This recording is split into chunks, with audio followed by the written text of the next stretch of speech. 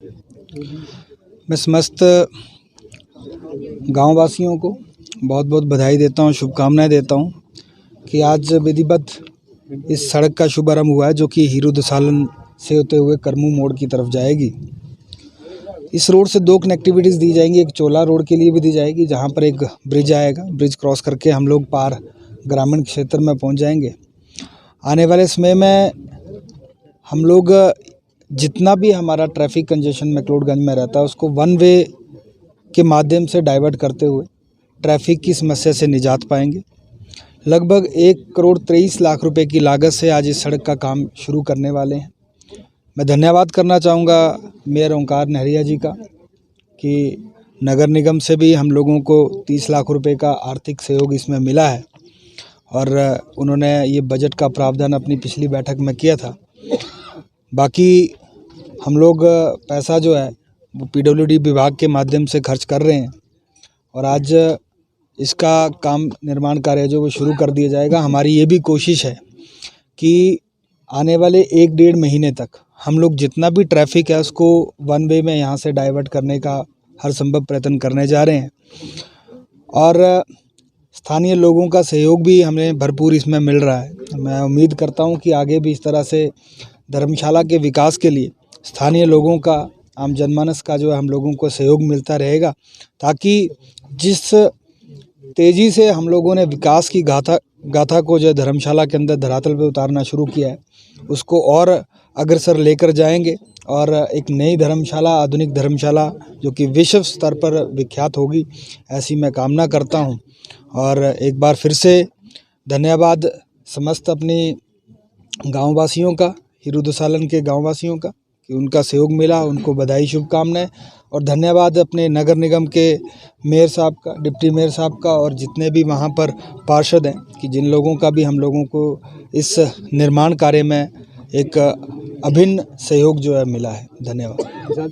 इसमें पुल भी निर्मित होना है, तो कोई समय अवधि रखी गई? देखिए, हम लोगों ने लक्ष्य लिया कि 1-1.5 महीने में हम लोग अभी एक जो कच्चा ट्रैक है पूरा कटिंग करके वो हम लोग निकाल देंगे, ताकि 1-1.5 महीने के अंदर हमारा एक टूरिज़्म का सीज़न जो है वो मैक्लोडगंज में चलता है। बहुत सारा बाहर से पर्यटक जो है यहाँ पर आते हैं घूमने के लिए, तो उन लोगों को ट्रैफिक में प्रॉब्लम ना आए। हमारी कोशिश ये है कि तब तक ये ट्रैक जो है, एक कच्चा मार्ग जो है पूरा बनकर निकल जाए, ताकि हम लोग सारा ट्रैफिक जो है उसमें इसी रोड पे डाइवर्ट कर दें। और यहाँ से करमू मोड़ हमारा पार्क के क्षेत्र में पड़ता है, जो नगर निगम वार्ड नंबर 3 में आता है।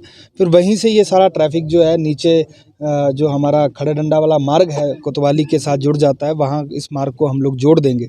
साथ में साइमल्टेनियसली हम लोगों का कोशिश ये भी है कि जो चोला और भागसूनाग की कनेक्टिविटी है, जिसका निर्माण कार्य शुरू कर दिया है, आने वाले समय में हम लोग उसकी भी कनेक्टिविटी इस क्षेत्र के साथ करेंगे। यहाँ पर एक नंबर ब्रिज पड़ेगा और उसकी डीपीआर जो है वो विभाग को जा चुकी है, नबार्ड के अंदर जा चुकी है। मुझे पूरी उम्मीद है कि आने वाले बहुत छोटे से समय में नबार्ड से उसे अप्रूवल मिलते हुए फिर मिलेगी वहाँ से। उसके बाद हम लोग पुल का भी निर्माण कार्य शुरू करेंगे और इन दोनों क्षेत्रों को उस पुल के माध्यम से जोड़ दिया जाएगा। पर अभी अल्टरनेट ट्रैक जो है हम लोग ट्रैफिक डाइवर्जन को लेकर यहाँ से ये जोड़ रहे हैं कि ये जो रास्ता है ये जो हमारा करमू मोड़ में आपको बता रहा हूँ वहाँ पर जाके कनेक्ट होगा।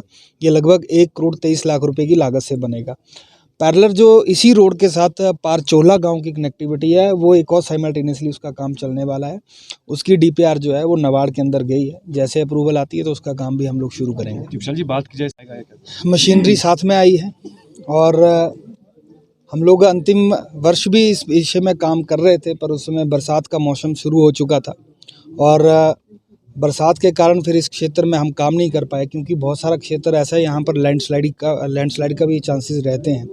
तो वो सारी चीज़ें ध्यान में रखी गई। अब बजटरी प्रोविज़न इस रास्ते के लिए कर दिया गया है। डंगे यहाँ पर लगेंगे, रिटेनिंग वॉल्स यहाँ पर लगेंगी और भूमि को भी प्रोटेक्ट करने का काम किया जाएगा और सारी पैसे की व्यवस्था हो चुकी है, क्योंकि आर्थिकी जो विषय है वो सबसे महत्वपूर्ण रहता है सड़क निर्माण के लिए। किसी भी निर्माण कार्य को लेकर आर्थिकी व्यवस्था कर दी गई है। यहाँ आश्वासन नहीं है।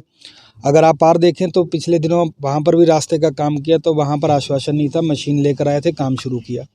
बसेस शुरू करने की बात तो वहाँ पर आश्वासन नहीं था, बसेस साथ में लेकर के बसेस सुचारू रूप से चल रही हैं। आज इस निर्माण कार्य के लिए आए हैं हीरू दसालन रोड के लिए, यहाँ पर कोई आश्वासन को लेकर नहीं है। मशीनरी सारी व्यवस्था साथ में लेकर आए हैं, काम आज से ही शुरू होगा। और मुझे पूरा विश्वास है कि सभी लोगों के सहयोग के साथ, जिस तरह से इनका अटूट सहयोग पिछले काफ़ी समय से मिल रहा है, मैंने 2 सालों में बहुत अच्छे से सहयोग धर्मशाला वासियों का मिला है। इस दिशा में हम लोगों ने काम किया मिलकर, आगे भी इस दिशा में हम लोग आगे बढ़ते रहेंगे और धर्मशाला का विकास हम लोग चाहते हैं, हर क्षेत्र का विकास हो।